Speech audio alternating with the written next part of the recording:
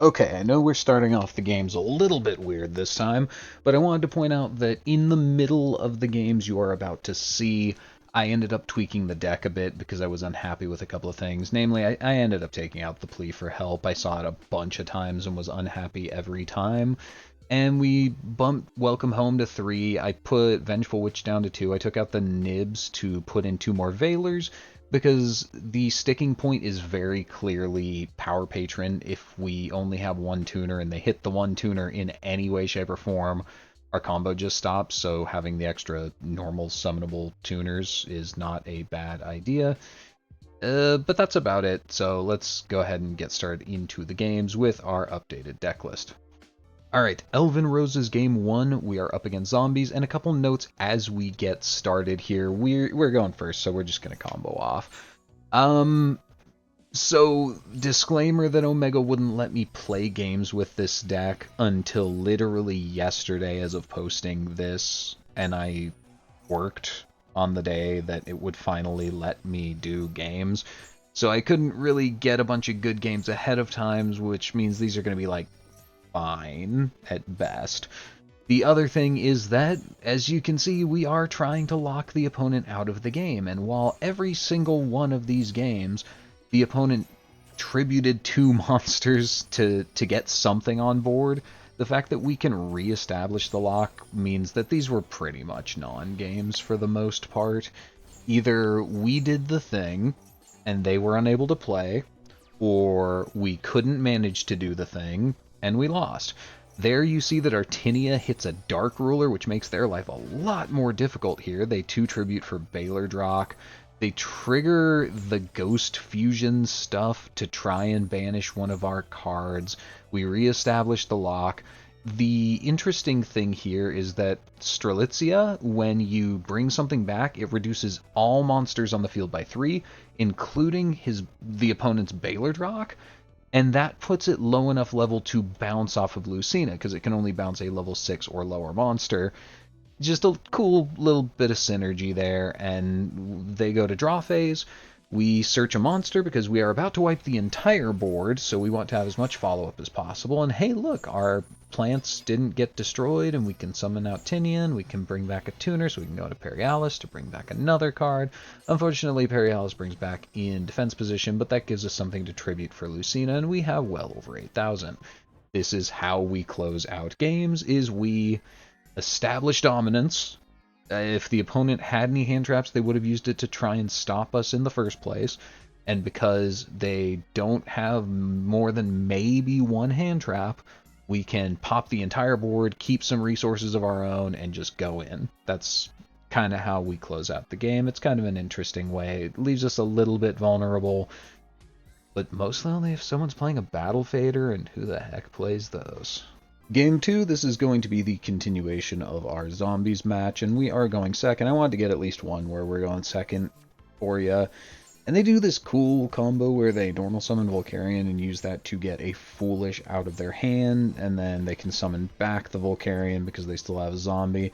And they make 2 known points of interactions. We don't know what the set card is, but they've got a Dark Negate and a Zombie World.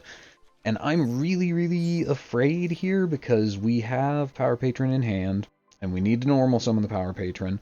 But if something happens when we normal summon the Power Patron, we probably don't do anything, and that's kind of an issue with this deck that I've been noticing pretty quickly. So I spin my wheels for a bit, just gathering resources so that we can do the Power Patron thing.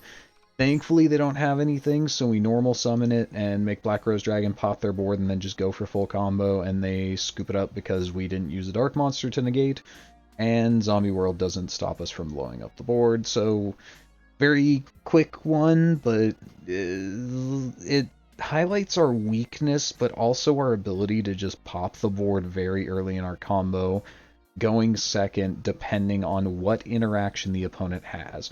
But I would feel a lot more comfortable in this deck if we just had a level 1 tuner that's special summoned from hand that we could use as an extender. Unfortunately, we don't. Now, fine, we win anyways. Next up into Blue Eyes, our hand is perfectly fine. We're going first again. I dump the Medius, put back a card. We put back the Mourner because I don't want to lose the Tinia just in case. I make the mistake of summoning Medius to the middle zone while I have an Elfnotes in hand. I shouldn't have done that.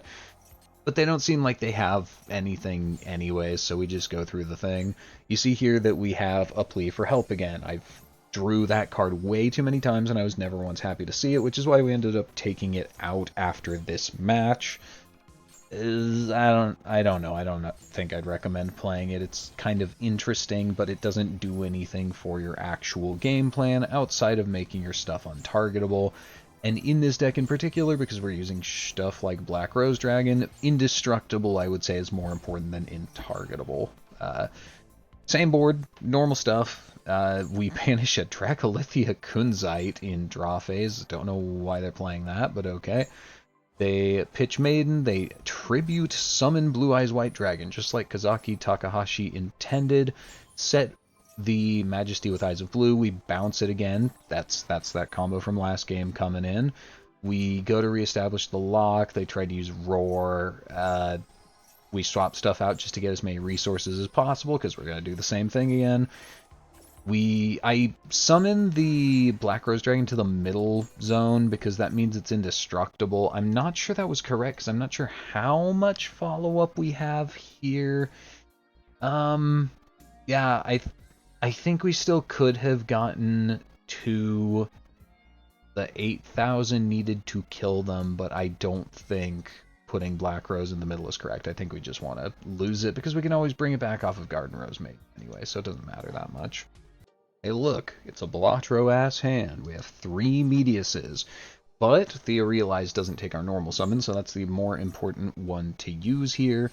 We're gonna do that and put back another Medius to go get Power Patron, and then we are off to the races. I wasn't getting hit by a whole lot of hand traps. Again, I didn't have time to get great games, so it's kind of...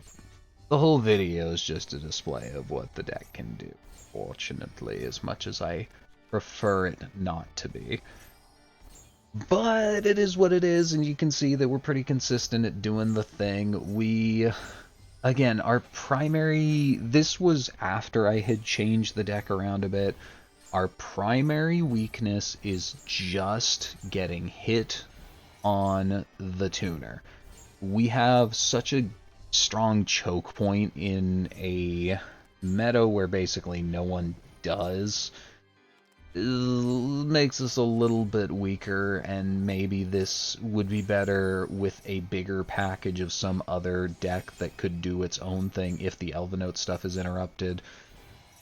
You know, I keep bringing up Centurion as a good option, and I'm sure I'll play with that. I put Strelitzia here in attack position in the hopes that they will go to battle phase, leaving the tokens in attack, thinking, okay, cool, I can swing a bunch and clear up space, and then we could Rhapsodia, swap it all out, but no dice.